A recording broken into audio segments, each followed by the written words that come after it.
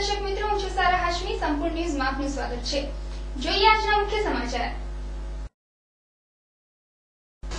નારી સ્થાનની ગુલબાંગો વચ્ચે આજે પણ મહિલાઓ પરની ઘરેલુ હિંસાનો દોર યથાવત। થરાદની પરિણીતાએ સમાજ સુરક્ષા અધિકારી સમક્ષ લગાવી ન્યાયની ગુહાર। ડીસામાં કાર્બન ડાયોક્સાઇડથી કેરી પકવતા વેપારીઓ પર સવાઈ પાલિકા દ્વારા 500 કિલો અખાદ્ય કેરીનો જથ્થો જપ્ત કરાયો।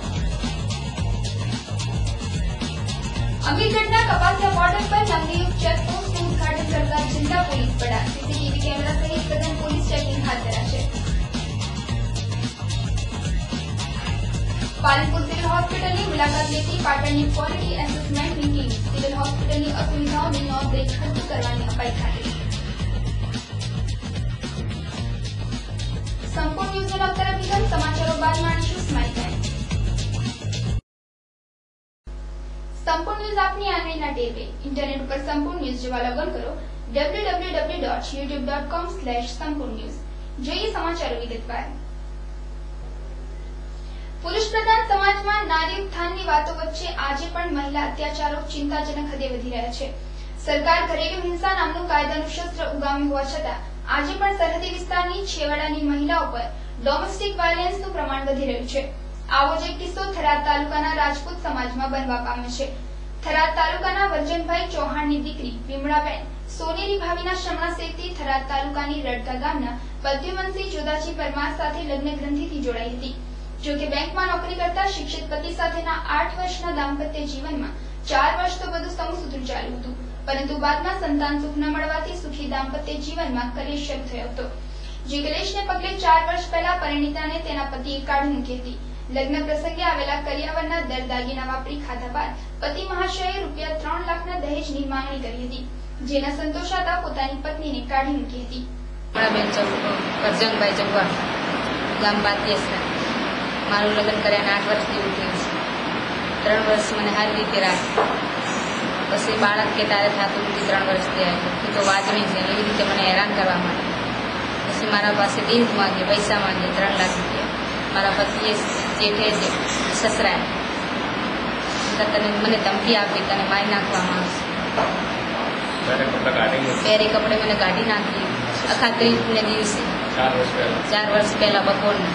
અત્યારે મારા પિતાજીના ઘરે હું છું। સંતાન સુખ ન મળતા શારીરિક માનસિક ત્રાસ સાથે દહેજ માંગી હવે 8 વર્ષે તું કાળી હોય મને ગમતી નથી તેવું કહી પરિણીતાને કાઢી મૂકતા હાલમાં તે તેના પિયરિયામાં રહે છે।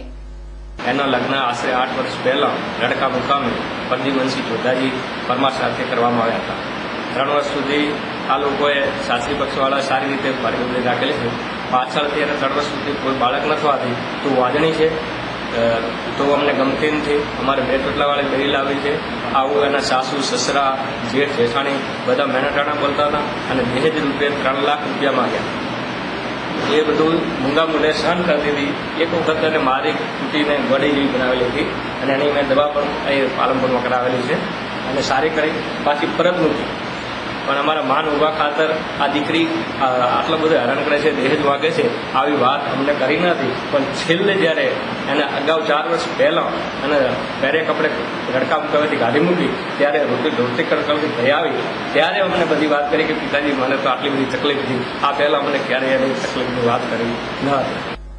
જો કે દીકરીનું દુઃખ ન જોવાતા આજે દીકરી સાથે તેના પિતા પાલનપુર ખાતે આવેલી સમાજ સુરક્ષા અધિકારીની કચેરીએ દોડી આવ્યા હતા, જ્યાં તેઓએ ન્યાયની ગુહાર લગાવી હતી। જો કે ઘરેલુ હિંસાથી વ્યથિત અબડાઓ માટે સદાય ચિંતિત રહેતા સમાજ સુરક્ષા અધિકારી ઘાસુરાએ પરિણીતાની આ પીટી સાંભળી તેને ન્યાય અપાવવા માટે થરાદ કોર્ટમાં ફરિયાદ દાખલ કરવાની તજવીજ હાથ ધરી હતી। તેણીએ સામાવાળા તેમના પતિ કે જેઓ ઊંઝાના એક ગામમાં બેંકમાં નોકરી કરે છે, ભણેલા ગણેલા છે અને તેઓના લગ્નમાં 3 વર્ષ જેવું બેનની સાથે કંઈક સારો વ્યવહાર કર્યો એવું બેન જણાવે છે મને। પરંતુ 3 વર્ષ પછી ભગવાનની મરજી મુજબ કે જે કંઈ એને બાળક ન થતો, બેનને જુદા જુદા ત્રાસ આપવાનું શરૂ કરતા એટલે મારી કચેરીની અમને ખબર પડતા મારો સંપર્ક કર્યો, મને એના ત્રાસની બધી ઘટિત વાતો કરી, મેં આખી ફરિયાદ તૈયાર કરી। તો આ કાયદા નીચે અમે એના દહેજ માટે, એના મકાન માટે, એના કપડાં લત્તા માટે, એના ભરણ પોષણ માટે અને એને નુકસાની માટેનું જે કંઈ બાબતો છે એ દરેક સાંભળી અને આજ રોજ આ બેનને હું ન્યાય અપાવવા માટે નામદાર કોર્ટમાં જઈશ. આમ બનાસકાંઠામાં ઘરેલુ હિંસાના બનાવોમાં વધતા જાય છે ત્યારે કાયદાને બદલે સમાજ ખુદ આત્મમંથન કરે તે જરૂરી બન્યું છે.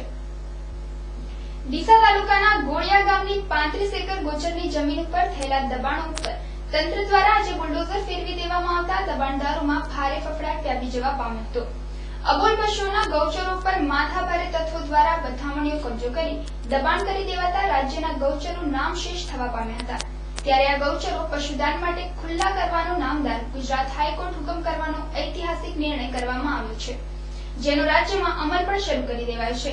જે વચ્ચે ડીસા તાલુકાના ગોળિયા ગામના ગૌચર ઉપર માથાભારે તત્વો દ્વારા દબાણ કરાયું રજૂઆત થતા તાલુકા વિકાસ અધિકારી ચંદુભાઈ ડગલાએ ગોળિયાના ગૌચરને દબાણ મુક્ત કરવા માટે જિલ્લા વિકાસ અધિકારીની મંજૂરી માંગતા તેમને આ દબાણ દૂર કરવાની મંજૂરી મળી જતા ડીસા તાલુકા પંચાયતની ટીમ દ્વારા પોલીસ કાફલા સાથે આજે ગોળિયામાં દબાણ ઝુંબેશ હાથ ધરવામાં આવી હતી. દબાણની કાર્યક્રમ નક્કી કરવામાં આવેલો હતો, જે તારીખ 30 થી 1/6 સુધીનો કાર્યક્રમ હાલ ચાલુમાં છે. આશરે લગભગ 60 એકર જેટલું દબાણ અમે દૂર કરાવી દીધું છે, જેમાં થોડું વાવેતર છે, મકાનો પણ છે, એવું દરેક દૂર કરી દીધેલું છે. દબાણ દૂર થઈ ગયેલા છે બધા, અને હાલ કાર્યવાહી ચાલુ જ છે. ગામ અને પોલીસના સાથ સહકારથી આ દબાણ દૂર કરવામાં આવે છે. ગામ લોકોનો ઘણો મોટો સાથ સહકાર હતો અને ગામ લોકો ભેગા થઈ અને સાથે સાથ સહકાર આપી અને આ દબાણ દૂર કરાવેલ છે. ટીડીઓ સીપી ડગલાની આગેવાની હેઠળ આજે વહેલી સવારથી શરૂ કરાયેલ દબાણ ઝુંબેશ સાંજ સુધી ચાલી હતી, જેમાં 35 એકર ગૌચરની જમીન ઉપર કરાયેલા દબાણનો સફાયો કરવામાં આવ્યો હતો અને દબાણની વાડોને દૂર કરી તેને સળગાવી દેવાતા જાણે આગ લાગી હોય તેવું દ્રશ્ય સર્જાયું હતું. આમ તંત્ર દ્વારા ગૌચરની જમીનને દબાણ મુક્ત કરતા પશુધનને તો આશરો મળી જવા પામ્યો છે, જ્યારે તંત્રની દબાણ ઝુંબેશથી દબાણદારોમાં ભારે ફફડાટ વ્યાપી જવા પામ્યો હતો. પાલનપુર તાલુકાના લક્ષ્મીપુરા કૃષ્ણનગર ખાતે રહેતા તેજલબેન ભરતકુમાર પટેલ તેમના પતિ અશ્વિનભાઈ ડાયાભાઈ પટેલ સાથે શહેરના હાઈવે ઉપર આવેલ હોટલમાં જમીને બુધવારે રાત્રે પોતાના એક્ટિવા ઉપર ઘર તરફ આવી રહ્યા હતા.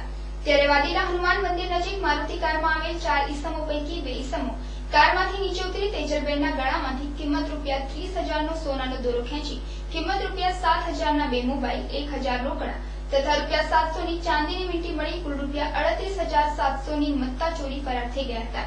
જે અંગે તેજલબેનની ફરિયાદના આધારે પાલનપુર શહેર પોલીસે અજાણ્યા ઈસમો વિરુદ્ધ ગુનો દાખલ કરી વધુ તપાસ હાથ ધરી છે. ડીસા તાલુકાના આસેડા ગામના એક બાઇક ચાલકનું બાઇક સ્લીપ ખાઈ જતા અકસ્માત સર્જાયો હતો, જેમાં બાઇક ચાલક ગંભીર રીતે ઘાયલ થતા તેને તાત્કાલિક સારવાર અર્થે ખસેડાયો હતો. આસેડા ગામનો 30 વર્ષીય યુવક રમેશજી જોગાજી ઠાકોર ગત રાત્રિના સમયે પોતાનું બાઇક લઈ ગામના અંબાજી મંદિર નજીકથી પસાર થઈ રહ્યા હતા, ત્યારે રસ્તામાં અચાનક એક વાન આવી જતા તેને બચાવવા જતા બાઇક ચાલક રમેશજી ઠાકોરે સ્ટીયરિંગ ઉપરનો કાબુ ગુમાવી દેતા બાઇક રોડ સાઇડમાં સ્લીપ ખાઈ ગયું હતું.